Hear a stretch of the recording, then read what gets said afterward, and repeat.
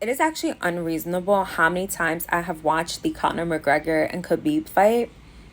And I'm not even someone who's like super into UFC, but that fight is so incredibly satisfying, especially because of the hype and production that McGregor drew up until that fight, where he was just saying the most racist, nasty, Islamophobic things about Khabib, who's this Muslim dude from Dagestan, Russia.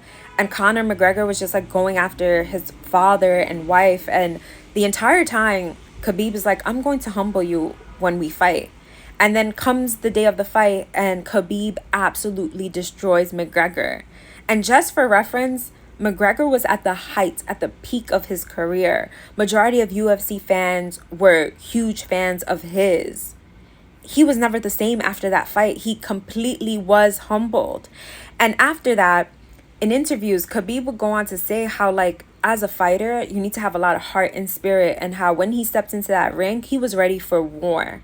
Whereas McGregor was telling him in the ring, it's just business, it's just business. But for Khabib, it was personal. And he was saying how the reason that McGregor was so incredibly successful was because he used to play a lot of mental games with a lot of the fighters. And that mental games is sometimes worse than the physical games. And that to me stuck out because it feels like we're all just playing these mental gymnastics, trying to get through life. And not only do we allow society to get in our own way, but we allow ourselves to get in our own way. You know what I mean? That fight is not only satisfying because, of course, it's satisfying to see a racist get their ass beat, but it's satisfying because you do feel like the world is made up of McGregor's and Khabib's.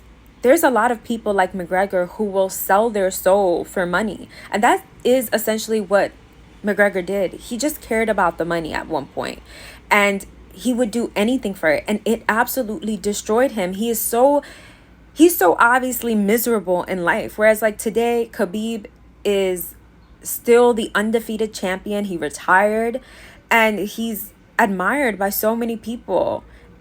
So be a Khabib in this life. Stand for something.